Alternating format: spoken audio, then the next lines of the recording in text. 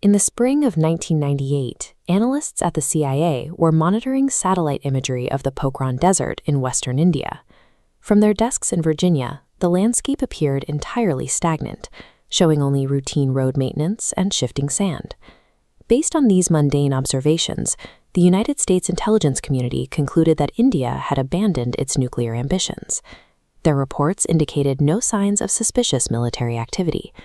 That assessment was a catastrophic error.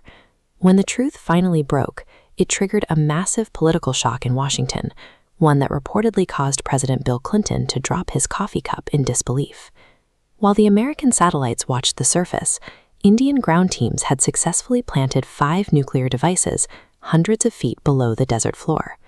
The CIA possessed orbital cameras capable of spotting a single coin in the sand, yet their total reliance on high-tech surveillance left them blind to a low-tech manual deception. This high-stakes gamble began in March 1998. Prime Minister Atal Bihari Vajpayee realized that continued silence on nuclear development was projecting a dangerous image of weakness to the rest of the world. The regional threats were immediate. China already possessed a fully functional nuclear arsenal, and Pakistan was in the final stages of building its own. India sat in the middle, lacking a credible deterrent. Vajpayee issued a secret order to his inner circle to conduct 5 immediate nuclear tests. The payload would range from small tactical devices to a massive thermonuclear bomb. The primary obstacle was the American KH-1 spy satellite.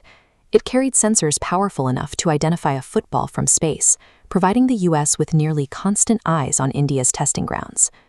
Because of its fixed orbital path, the KH-1 passed over the Pokhran site exactly every 90 minutes. This created a recurring, high-pressure deadline for every piece of equipment moved on the ground. To succeed, India had to master nuclear physics while simultaneously defeating the orbital technology watching their every move. Dr. APJ Abdul Kalam took charge of the covert operation, known as Operation Chakravyuh, leading a team of scientists who were now operating under total military secrecy. Moving 5 sensitive nuclear devices across this trackless desert terrain was a logistical nightmare. A single sudden jolt could compromise the delicate internal components of the bombs. The team used unmarked trucks and traveled at a crawling 20 kilometers per hour. To remain invisible to the satellites, they moved only during the darkest hours of the night or under the cover of localized sandstorms. At one point, a local police patrol stopped a truck carrying the hydrogen bomb. The officers had no idea what was inside, and the convoy commander had to rely on a quick cover story about a routine training exercise to keep them from inspecting the cargo.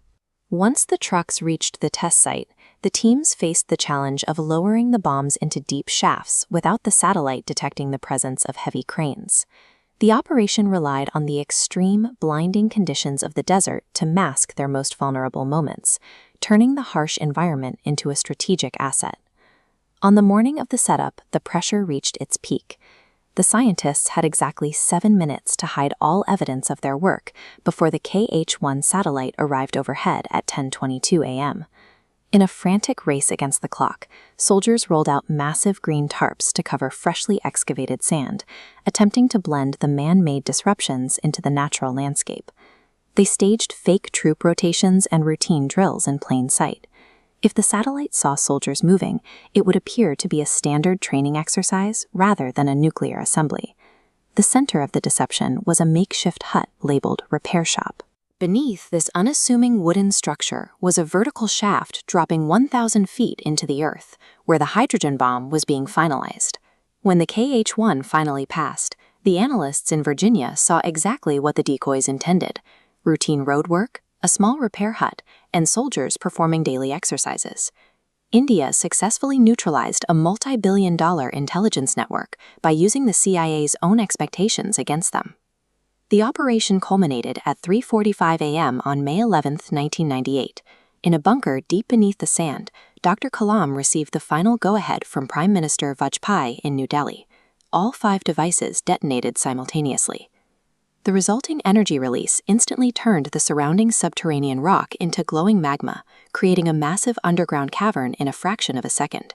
The blast triggered a 5.0 magnitude seismic wave that was detected globally. However, because there was no visual evidence in a test, international monitoring agencies initially reported the event as a natural earthquake.